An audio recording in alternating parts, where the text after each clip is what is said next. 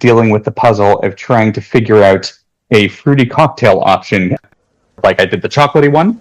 I've done almost 2 versions of the Locktail. There's the Locktail and the Cocktail 19, which are similar, but just one stronger than the other. The Fey wine, which is a vodka one, but like very low alcohol volume. Was the Fey wine the one that you brought to the last convention we were at together? Yes. Nice. That one was very good. And this is going to be somewhere fruity and in the middle. I think I have to go rum base, which should make it interesting. Considering I'm the person you're making this for, I wholeheartedly endorse rum-based. How you doing, Archer? I'm doing alright. Round about the time this will be airing, I will be getting back from a long trip, so I'm glad that we are pre-recording a little bit. Trying to get better about the process. Like how you mentioned posting each chapter after the next one has already been written. I've been trying to get ahead of the recordings a little. I think that makes sense. I think it's a good call. I hope that we're able to keep that momentum going even once the time crunch of me going away isn't pressing anymore. Yeah. But at the moment, I'm gearing up for that big trip. I have a lot that needs to get done in a relatively short amount of time. What else is new? Very nice. How about you? How are you doing? I am tired, but like recovering. I've definitely been burning. I've not been burning the candle at both ends. I just threw the whole candle into the bonfire, which I do sometimes. And luckily, I know my tolerances, so I did not cross a threshold. But like, I pushed the line. Oh, I don't know if you saw. I have gotten the last production sample of the watercolor kit before production officially starts. Nice. I remember helping you out with some business communication emails a while back. How did those end up going? Some of the conversations stagnated in the fact that we didn't have production actually started yet, but like, there was a lot of positivity and a lot of interest, just they want to see samples that come after this one. So now that those are on their way, I can reping those conversations and get that going again, which is nice. Great.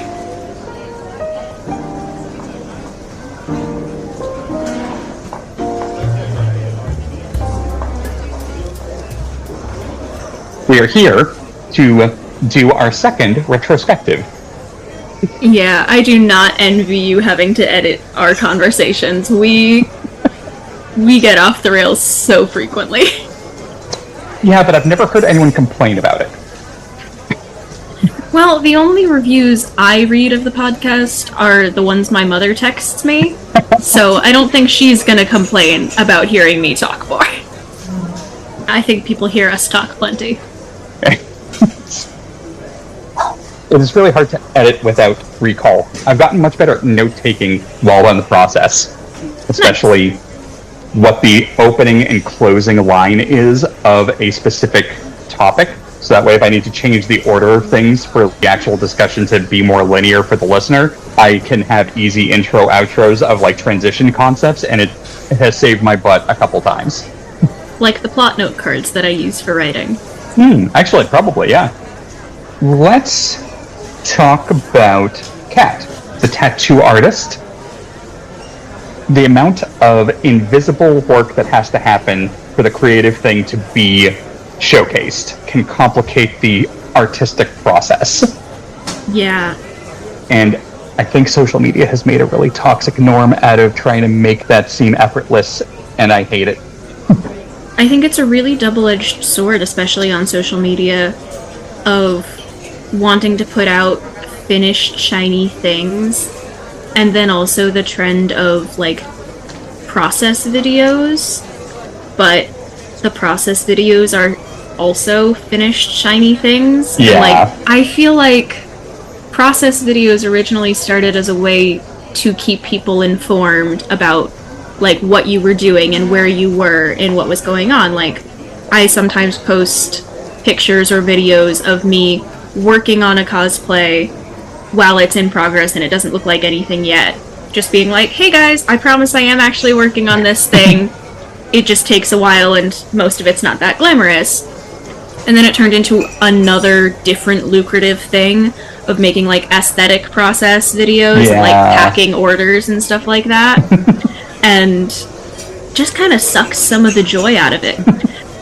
I like to make build books for my cosplays. But if I'm making that for people to consume, as opposed to I'm making a build book to show to judges at a cosplay competition and the only people who are going to see it are us, it changes the vibe of it, and it makes it have a lot more pressure on it than it otherwise would. Whereas I like to make build books pretty for myself. Yeah. And try not to make them for other people, because if people who follow me don't know obscure sewing terms, then me posting a layout of a build book where I go in detail into what kind of stitch I used on the seams of this thing, they're not going to know what that means.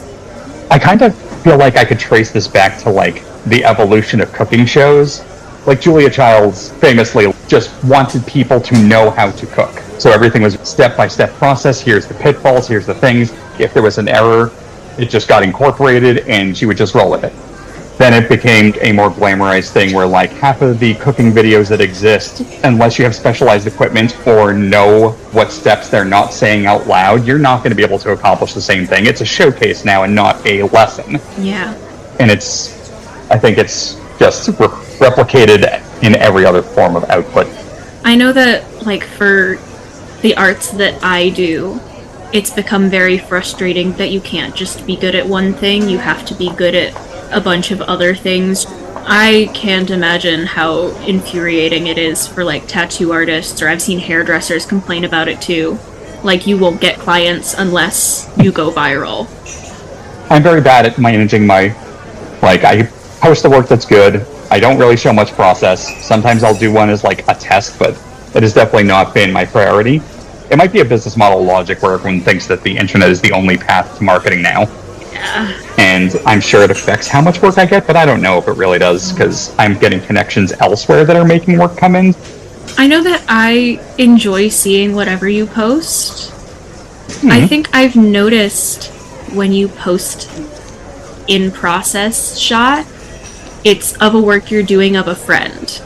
It's like, you've painted portraits of me, you've painted portraits of other people that we know, and I've noticed that most of the time when you post a base before color, it's a picture that you've texted to me saying, here's how your portrait is going, and then you notice that it's a good picture of your work, and then you post it online.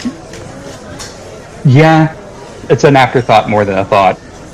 I think it's fun, and I think it shows, at least to me, my perspective on it is it shows that part of why you do art is the people.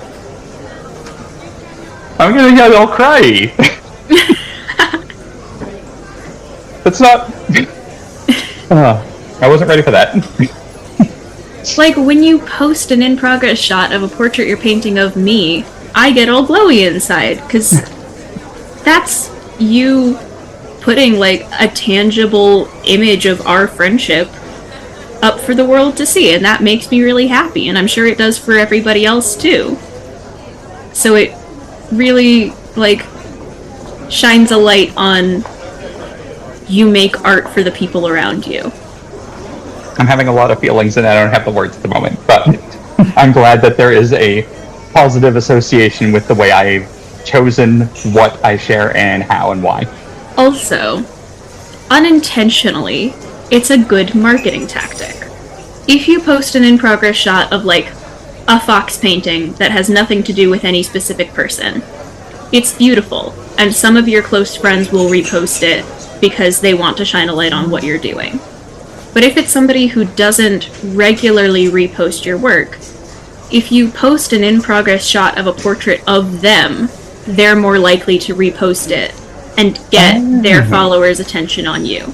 So it's not, I don't think it's intentional and I don't think it's manipulative, but I do think it's a smart marketing thing where you post different versions of things to do with other people, and then they repost the different versions of it so that more people in their circle see what you're doing. It's not in my nature to do the math on that kind of thing, but yeah. Speaking of weird approaches to trying to get your ideas out there, the idea isn't precious, even though a lot of people treat the idea like that's where the value lives. It's come up in a few conversations, but the thing that John tied in that nobody else had was the value of the idea is only as good as the person making it interesting. Highlighting the fact that once you're at pitch level, anyone who's pitching has an idea that's at that level. But you're more likely to survive the process if you can make any idea more interesting, as opposed to just trying to protect the sanctity of one thought that you had that you thought was good. The sanctity of the idea is a really interesting concept. Just holding up a shining example of your own creativity. Somewhere I heard, don't be precious about it. And that's really stuck in my head of like, well, yeah, I care about this idea, but I've shared it in this writing server, so if somebody else uses it, I'm not going to be precious about it. Like, that's not my idea. Once I shared it, they've made their own thing, and we could all write a 2K, little story based on the same prompt, and they would all be different, because we're all different. Yeah. So there's the base idea, and who it comes from. There's the presentation of it, the production of it, and within that process, 5 different TV shows could come from the same brainstorm in a boardroom. And if the people working on them care about it enough, they will all be different. The one thing I find super fascinating is, from the outside looking in, I can see why people who aren't professionally creative, who want to be, think that if you have that one good idea, you would think that that is the thing you have to nurture to get you through the door. I think it's similar to that, your insights on theater about spotlight versus the reality of what that world is. It is a deception to think that you can glide in with one good idea and make it out alive. Yeah. Like, the last few conversations we've had have really been circling in my head back to impersonators of some comedians talking about why they do comedy. And one of the main gags that actually was deeper than it seemed was an argument about which was more important, the person who wrote the joke or the person who performed it. Ooh. They went back and forth a couple times of like, you perform this joke a lot, I'm the one who wrote it. I perform this joke a lot, this is the person who wrote it. No, actually, it was this person. And just going back and forth about, like, which matters more, who wrote the joke or who performed it. And it kind of circled around to, it's how you perform it. And they ended up, like, settling on one joke, and they all told it in their styles. And it was the same foundational joke, but because each comedian had a different style or a different image to maintain with their audience, they adjusted the joke to fit them better. And it was a really interesting part of the show. Oh, I love that. That sounds amazing. I wish I could have seen that go down. I was thinking about that show again when we were talking about your conversation with Lindsay, and I got a bit into the weeds about wanting the part of the theater life that isn't as glamorous. I kept thinking back to this show again, because it's them just sitting in a dressing room, waiting to go on. The set design was fantastic for this show. The dressing room was water-stained, and the light bulbs flickered, and it was like, it was a good haunted dressing room. Nice. And they touched a bit on audiences don't usually see that part of being a performer. You have to want that part too, if you're gonna make it that far. You have to want the rundown dressing rooms and the exhausting tours and the scrutiny. And if you don't want that part along with the shiny fame and success and artistic fulfillment, it's a lot harder to make it. Not impossible, but a lot harder. No, it's got to be disorienting at minimum. The whiplash between those spotlight moments versus that in the dark by yourself, catching a nap because you couldn't sleep on the bus, having to leave without getting to actually do a stage door thing where you get to absorb all the accolades in person because you have to run to the next show 2 cities over. There's so many people I know who do it, though. And I think it has to be satisfaction from the action and not just the interaction. Yeah. Kind of feeds into Molly thoughts, where creating without feedback is very tricky. Yeah. Often you're sharing it with people, And if you don't have feedback, your relationship to what you think you're giving people versus what they are seeing can be very disorienting. That's part of why when you were talking about Molly's initial struggle to find like willing beta readers and having to hack her way into it, I felt very lucky that I have you to read through all of my stuff, because I fully understood what I was talking about, but that's because I had read the next 2 chapters of it and I had forgotten to give proper context. It's one of those things where, like, you can get better at most technical things without outside interpretation or feedback or input if you have the right resources. Yeah. It's good to have some context. Knowing how it's being perceived to measure your intention against, while not a indication of success or failure, you can't get confirmation of whether or not the idea that you think is interesting externally without other people. Like, Yeah. I don't know if that matters, though. I think it matters as much as you let it. That's a perfect response. If your idea being interesting is what's important to you and what you're trying to do, then it's helpful to have friends that you can DM like a chaotic summary and say, is this anything? The sentence, is this anything, has been so helpful for me. I feel like I did that to you recently with something, and now I don't remember what it was. I've done it to you 1,000 times. I've done it to my friend M. I've done it to Vivi. Just sending a complete ramble, is this anything? And then my friend can respond with either, this is nothing, which is helpful, Yeah. or they can like make a bullet pointed list of, here is what this is. And if your idea being interesting to other people is not important to you, then you don't need to do that.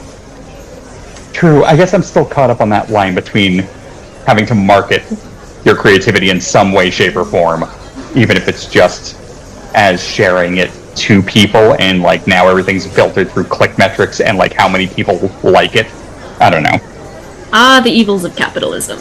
I'm being tainted slowly, and it's sneaking up on me. Well, this is what our conversations are here to defeat. Yeah. We're doing our best.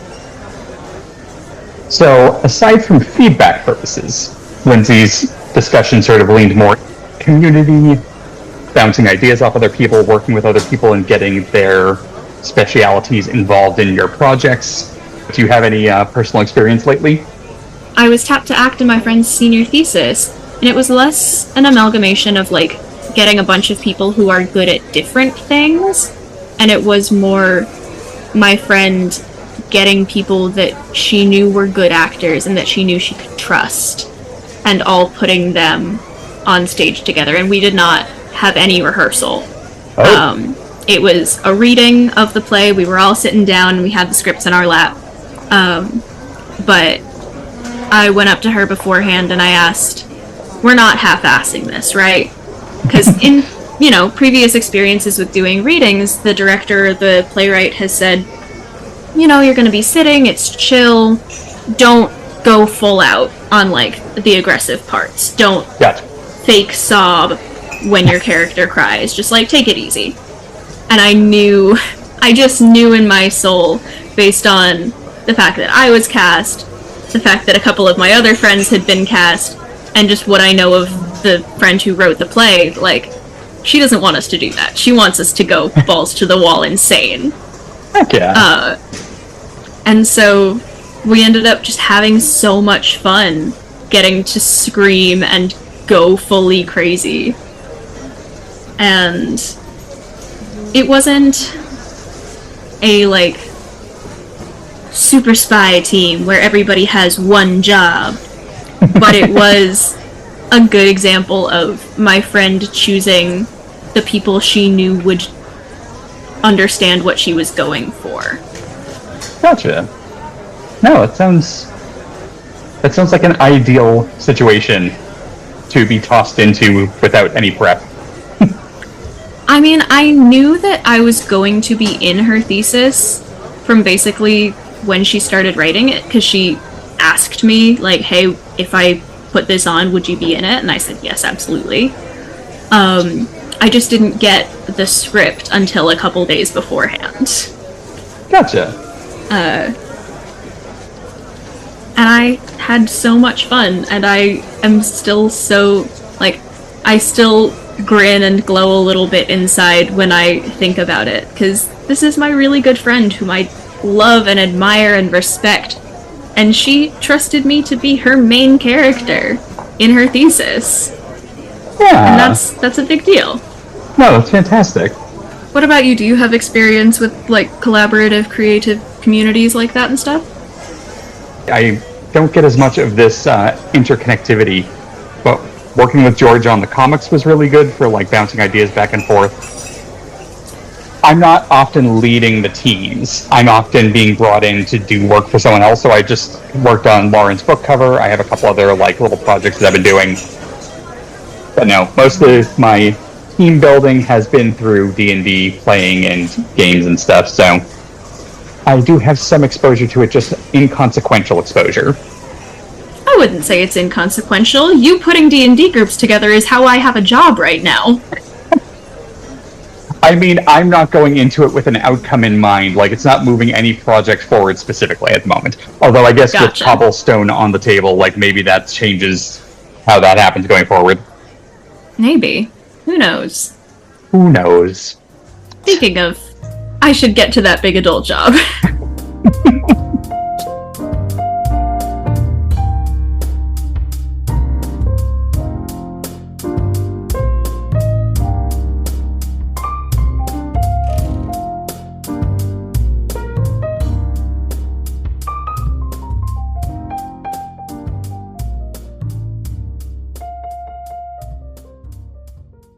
We're gonna take that again.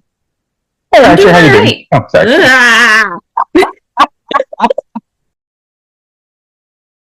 Thanks for listening. Head over to shadedareas.com/createartrepeat, all one word, to find out more about the show, or head over to patreon.com/createartrepeat to support the show and get some neat swag as an option depending on what tier you decide to support us at. And until next time, stay thoughtful, stay playful, and keep creating.